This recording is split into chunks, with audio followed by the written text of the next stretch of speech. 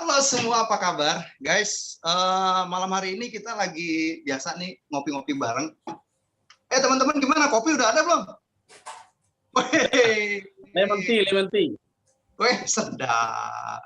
Oke, kita angkat dulu gelasnya ngopi ya, guys. Thank Gue you. ngeteh bro, gue nggak ngopi, gue ngeteh. Oh, ngeteh. Oke ya. Dema ngapain nih? Ini di samping saya nih. Wih, Gusti mantap. 1000 dia. Kan jangan-jangan ini apa namanya sponsor lagi.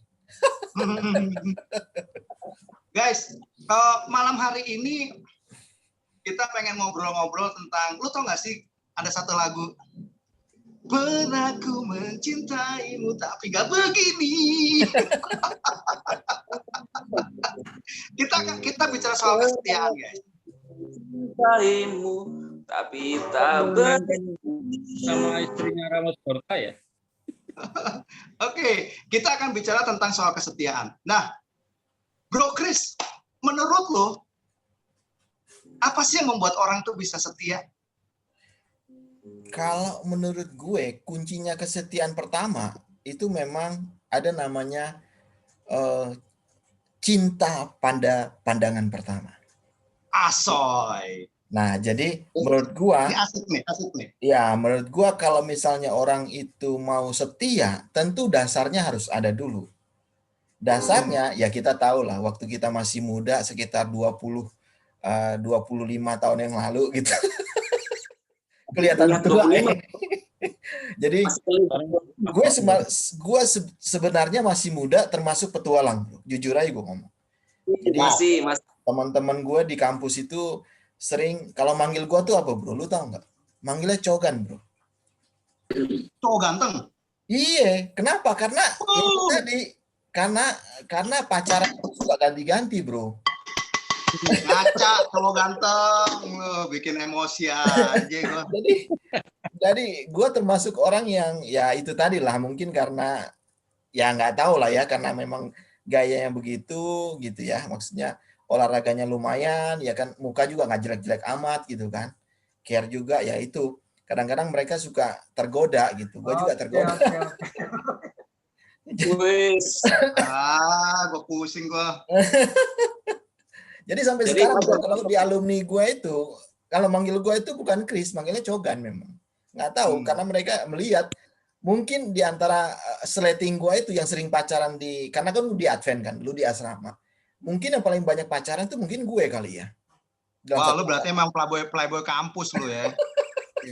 Jadi menurut lu itu cinta itu yang paling penting ya untuk mengawali sebuah kesetiaan. Cinta, maksud gue karena orang itu bisa setia karena dasarnya memang cinta. Cinta itu memang kadang-kadang kalau kita lihat kan memang ada yang ngomong buta gitu ya. Tapi menurut gue kalau kita sebagai laki-laki habis cinta pertama memang buta. Setelah berlanjut akan masuk ke logika.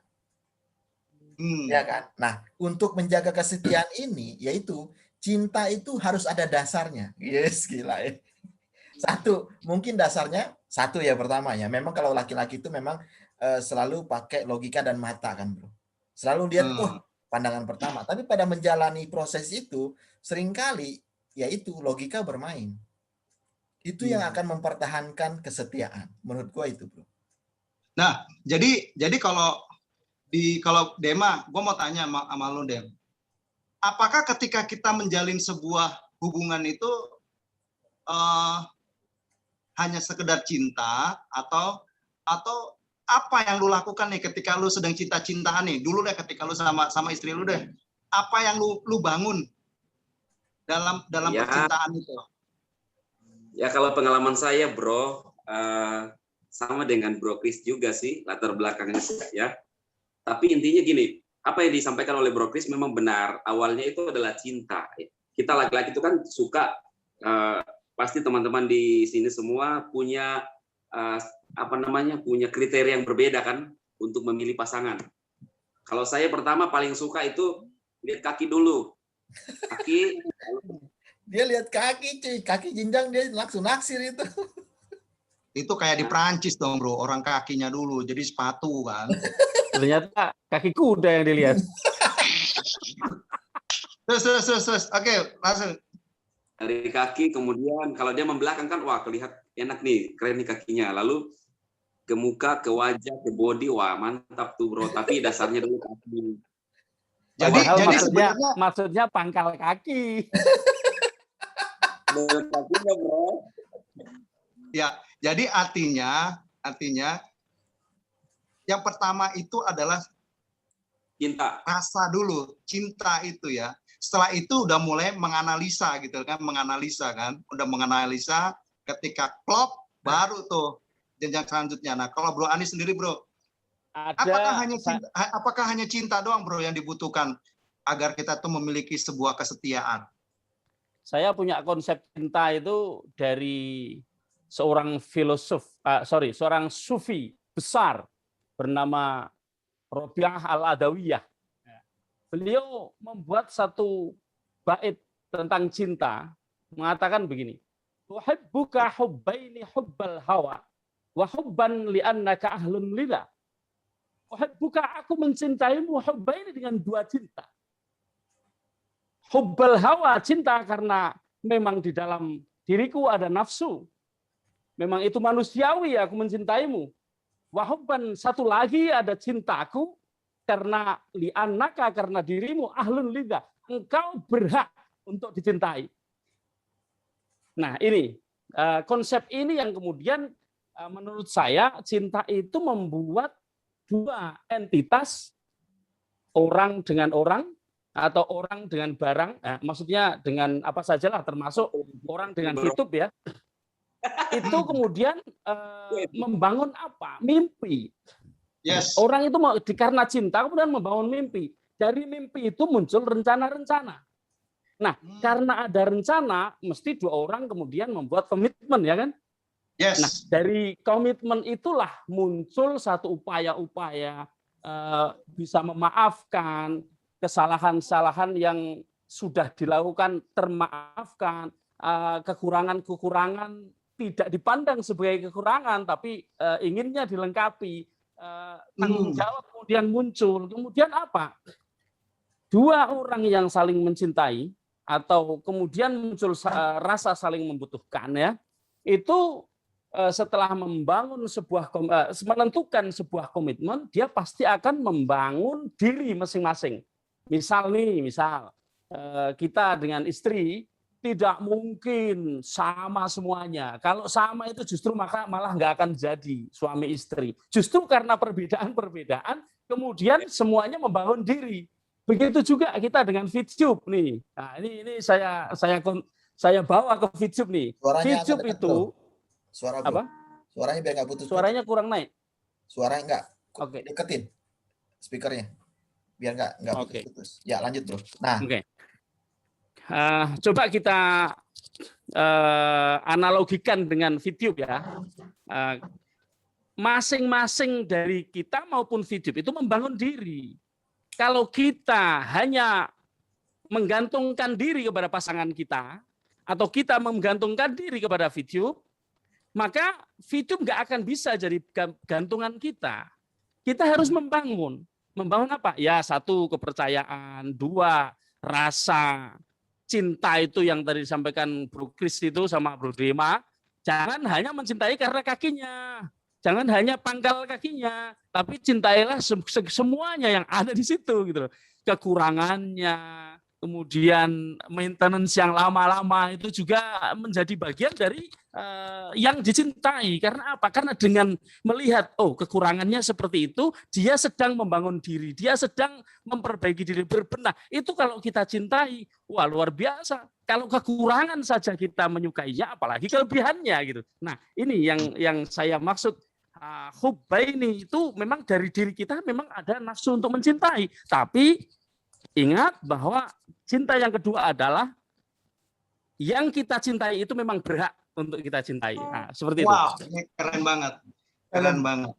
Jadi yang pastikan yang pertama adalah ketika kita ingin memiliki sebuah kesetiaan didasari oleh cinta. Tapi cinta pun juga bukan cinta buta. Kayak Dema tadi mulai spesifik, mulai menganalisa, mulai menginikan gitu kan. Wah, ini layak nggak untuk dicintai, kata Bro Anies kan? Layak nggak? Ya. Ketika layak dicintai, terjadilah komitmen. Ketika komitmen itu bisa menerima seluruh aspeknya. Kalau melihat cewek itu bukan hanya ngeliat cakepnya, tapi juga mencintai bau kentutnya. Nah, Ya. itu. Mumpung Benar nggak kan? bisa merasakan bau kentut. Bukan Nah, hanya macan bro. tutul. Nah, Pak Effendi, jadi gimana Pak? Jadi Ya. kan 2 poin itu apakah cukup untuk menjadi sebuah modal untuk kita bisa memiliki kesetiaan? Ya, macan tutul, manis cantik kalau jalan hidungnya mentul-mentul. Yaitu itu kalau di saya yakin seperti ini hampir semua laki dan perempuan punya, namanya eros ya. Cinta lawan jenis namanya eros.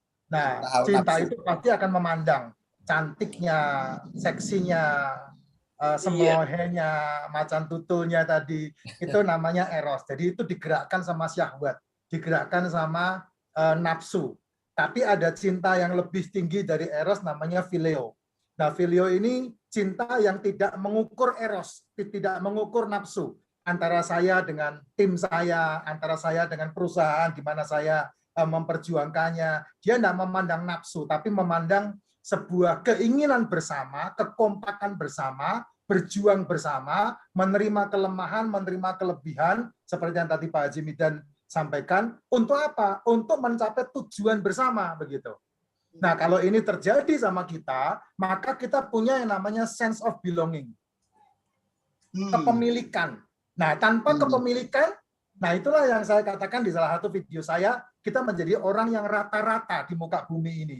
Yaitu apa? Ya model kayak kayak buruh, kayak karyawan, kayak staf perusahaan, itu mereka menjadi rata-rata karena hanya dikejar sebagai kewajiban. Mereka absen jam 8 masuk, jam 5 pulang, dan kemudian selebihnya lu mau kasih apa gitu, lu mau siapin apa buat gua begitu.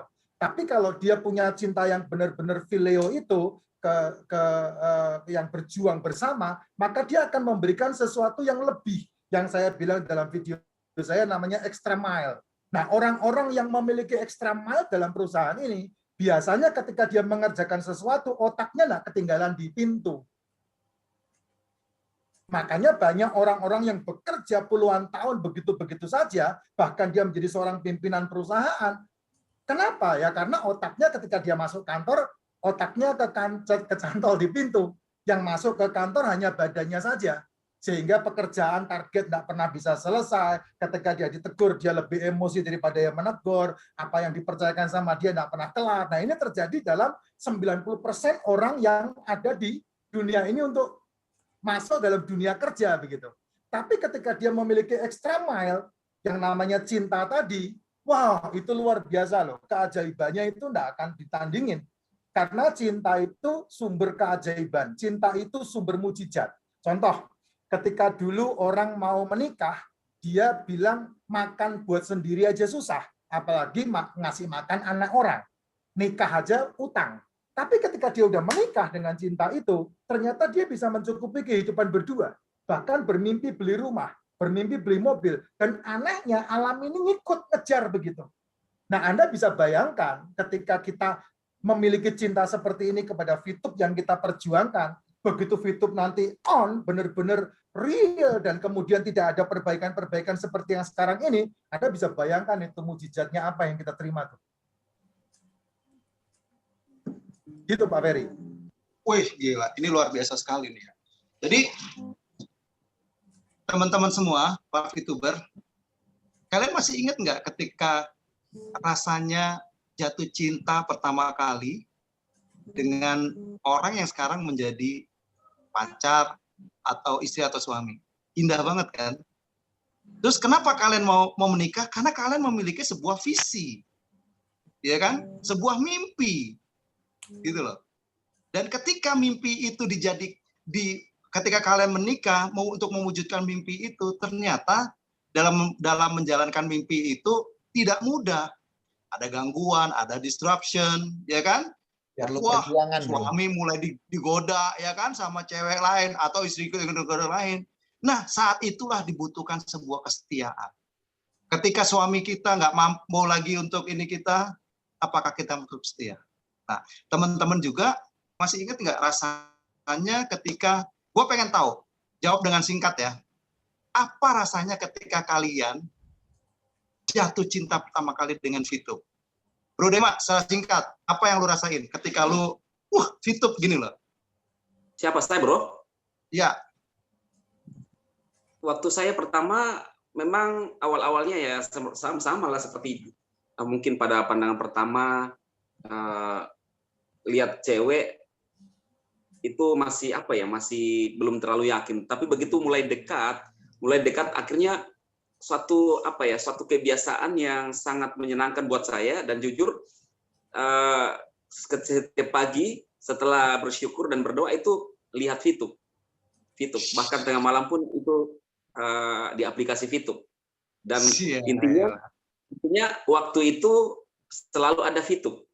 Hampir tiap menit mengingat VTube, ya kan? Oke. Dan teman-teman juga hadapi semua itu.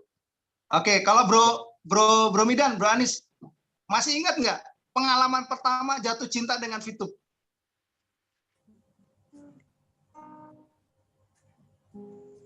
Halo? Suara bro. Ya, masih ingat dong, waktu pertama kenal dengan VTube itu, VTube sudah mulai gadis ya, jangan salah. Saya kenalnya dia udah jadi gadis. Nggak kayak kalian tuh yang masih orok kenalnya. Masih harus. Gue lihat dia udah gadis, begitu masuk, enak sudah. Jadi, jatuh cinta sama VTube dulu memang dia bukan gadis sembarangan kan, hanya dalam waktu sebentar yang ngerubung dia, yang pengen mendapatkan cintanya itu luar biasa banyaknya. Coba aja saya itu sudah orang yang ke 1.600 lebih. Kok 1.600 sih? 16.000. Nggak tahu deh. 164. 161, 161.000. 1,6 juta, sorry. 1,6 juta, 1.640 sekian. Coba saya harus bersaing dengan 1.640 sekian. Nah, tapi karena saya termasuk, kalau di sini bisa lihat ya, siapa yang paling ganteng ya. Asik. Jadi spektakuler banget ya, bombastis banget ya, seksi banget. Jadi itu kesan pertama ya gitu. Saya udah lihat dia gadis dan yang ngejar banyak banget. Saya langsung salib aja itu. Pak Effendi, kewok lah gitu. Kalau Pak Effendi sendiri gimana Pak? Kesan pertama. VTube ini kan Maret saya mendapat berita tentang VTube ini kan langsung jadi pelarian saya itu. Karena tanggal 28 Februari kan itu seluruh event saya di drop. Itu event terakhir ketika saya menangani Utama Karya. Kemudian tanggal 2 selesai, tanggal 2 ada berita COVID Bogor, tanggal 2 ada berita COVID Sentul, tanggal 3 lockdown. Saya masih ingat betul itu. Nah, itu seluruh tanggal 3 itu seluruh event saya di drop semua. Sehingga waktu itu saya cukup limbung, waduh ini gimana nih? Karyawan, buah semua, butuh semuanya, dan kemudian ke depan seperti apa. Nah, sekitar tanggal 15 saya mendapatkan SMS dari Pak Lois tentang VTube itu. Itu langsung saya tabrak, Pak. Karena ketika saya memasukkan modal saya ke sanitizer, boom dalam waktu sekitar beberapa minggu saja, setelah itu mangkrak semuanya. Itu sanitizer harganya kayak ini nih, kayak SYW ini. Dari 4.000 turun ke 2.000. Sanitizernya turun, drop habis. Sehingga modal pun dijual nggak bisa. Sehingga saya punya berdus-dus sanitizer itu nggak bisa dipakai lagi, nggak bisa dijual. Akhirnya saya sumbangkan ke masjid dan beberapa pesantren untuk dipakai untuk teman-teman di sana. Nah, saya ketika ketemu VTube, saya lihat perhitungannya sangat luar biasa. Nah, sampai detik ini kan VTube perhitungannya sangat top dibandingkan dengan aplikasi yang lain. Nah, disitulah saya langsung mengambil keputusan ini yang saya cari sekian lama. Ditambah lagi kekuatannya adalah single level. Nah, cuman permasalahannya kalau ada single level mesti harusnya ada network marketingnya. Tapi ini advertising. Nah, ini yang waktu itu membuat saya bingung tuh itu. Tapi karena dia single level, saya langsung hajar. Karena saya lihat potensi ke depannya pasti luar biasa. Menggairahkan. Bedanya single level sama semua level gimana itu?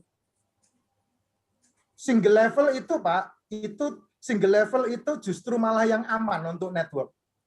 Artinya apa? Kita hanya mendapatkan bonus sekian persen dari level orang yang kita sponsori. Nah, kalau saya mensponsori Pak Midan, yang Pak Midan sponsori saya tidak dapatkan. VTube kan seperti itu kan waktu itu, ya kan? Ya memang saya tidak punya hak karena itu pekerjaannya Pak Midan. Nah, yang disebut haram kan di situ. Karena pekerjaannya Pak Midan, saya yang menikmati. Nah, itu yang tidak boleh kan? Ya. Gitu. Nah, kalau menurut Bro Kris nih, tadi Bro Anis, Bro Dema, Pak Effendi udah cerita bagaimana VTube dengan segala kelebihannya, dengan segala kekurangannya. Tetapi kalau menurut Bro Kris sendiri, Bro, pantas nggak kita hianati cintanya VTube? Gue gini bro, gue mau cerita sedikit. Gue cinta strong banget pertama itu di SMP. SMP nih. Nah, Bubar. jadi sampai detik ini pun, kalau gue ketemu orang ini, gue itu deg-deg bro. Gue nggak tahu kenapa. Nah, kebetulan. Tunggu. Ada bini lu nggak? Ada bini lu nggak? Ada masalah bro, gue open aja nih. Gue kan cogan, jadi gue bebas lah cuy. Jadi sampai sekarang kalau gue ketemu, dan kebetulan waktu gue ajak, dia juga hal yang sama. Dia udah join VTube juga, karena bukan lihat VTube-nya, lihat gue-nya, kan gitu. Tapi waktu gue masuk VTube, gue adalah, jujur, gue ini tidak pernah masuk ke dalam bisnis yang beginian. Bisnis app nggak pernah ikut, bisnis jaringan juga nggak pernah ikut. Dulu sekali gue masuk MW, itu juga waktu kuliah, karena diracunin sama kakak senior kan. Tapi gue nggak jalanin gitu kan, karena direcokin aja. Jadi gue pelajari sedikit dan tidak mendalam. Nah, gue adalah profesional kerja selama hampir 25 tahun kerja sama orang. Kemudian mulai ekspansi, mau main bisnis kan, bisnis jalan lah. Nah, untuk yang begini-begini, gue nggak pernah ikut. Ditawarin sama teman-teman di Maret, gue tolak bro. Karena di awal-awal itu memang dimintain, belum ada aplikasi, betul ya. Belum ada aplikasi, daftarnya juga masih manual, masukin Excel, pakai foto KTP, foto langsung gitu, pakai KTP gitu. Gue nggak berminat. Pada saat Mei, ditanya lagi sama teman saya. Kebetulan teman saya ini kerja dulu bareng saya. Bro, gimana nih? Gue lihat, baru gue pelajari skemanya bro. Gue kaget, kok ada bisnis yang begini ya? Gue kaget bener. Ini dalam sekali gitu. Dalam, kemudian ini pasti nge-boom. Saya bilang, wah ini bisnis, gue udah pelajari berapa puluhan tahun bisnis, tapi bukan jaringan. Gue lihat ini sesuatu yang extraordinary. Ya kayak cewek cantik yang punya kepintaran dan ketulusan hati yang lumayan nggak bisa ditandingin lah. Nah, dari situ gue langsung jalanin. Dari situ gue ngegas coy. Dalam 10 hari pertama, gue dapat referral kurang lebih 100 orang. Gue tidur cuma 2 jam, 3 jam. Itulah kalau orang udah jatuh cinta itu tadi kan. Jadi 2 jam, 3 jam. Gue speed up dan lain-lain. Mereka kaget. Kok bisa gitu? Ya kalau gue tipikalnya begitu. Kalau sudah menjalankan suatu bisnis, gue tuh all out. Nggak ada yang gue pikirin, langsung gue jalanin.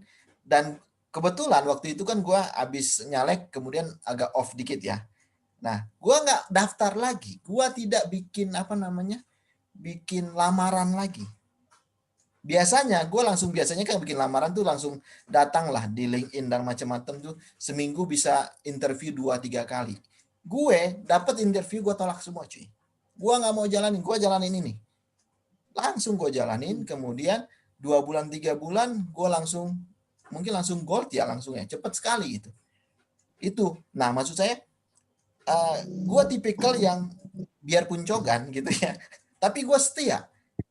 Gue nggak mungkin menduakan orang atau menduakan cewek gue selama belum gue putusin. Gue pasti putusin dulu dan gue baru jalan sama yang lain. Itu tipikal gue. Ya, biarpun maksudnya berganti-ganti, tapi udah pastikan udah putus dulu gitu loh, bro. Nggak pernah main di belakang gitu. Begitu juga bisnis. Playboy tanggung namanya. Ya, begitu juga bisnis. Gue juga melakukan hal yang sama. Ya, kalau gue bilang kalau gue jalanin, gue akan jalanin sepenuh hati. Kalau gue mau jalanin yang lain, yang ini akan gue stop gitu konsepnya. Selama ini sudah berkembang dan gue tetap jalanin, gue tetap jalanin. Makanya gue stop. Biarpun lu hater maki-maki gue, nggak ada apa-apanya buat gue, santai aja coy. Hidup ini sudah berjalan puluhan tahun, sekian banyak pengalaman kita, lu mah nggak ada apa-apanya gitu loh. Tipenya Pak Kris sama kayak saya tuh tipenya tuh. Iya. Kehilangan berapa gue bilang, gua nyalek aja miliaran hilang, gua santai aja coy, apalagi cuma seperti lu pada gitu loh, bukannya sombong, itu kenyataan. Ya teman-teman bisa cek lah, cari Kristiansa langsung ketahuan tuh di mana di mana dapilnya, di mana ininya ketahuan. Jadi nggak mungkin bohong gitu ya. Gitu aja, bro. Jadi intinya mau kondisi gimana pun VTube tidak pantas untuk dikhianati, ya. Betul ya? Oke guys, Gua rasa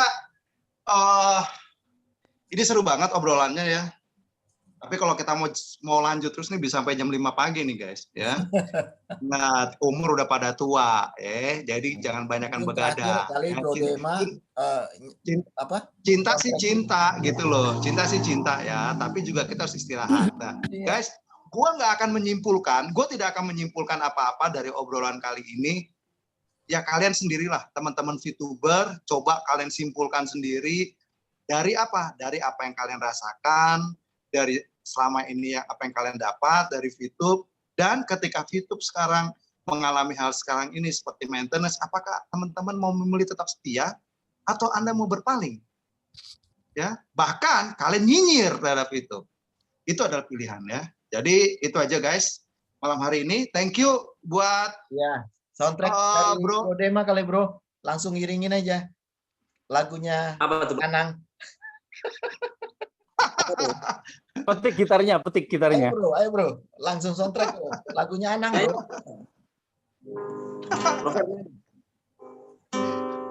Pernah ku mencintaimu, tapi gak begini. Kau hianati hati ini, kau curangi aku. Mana gitarnya?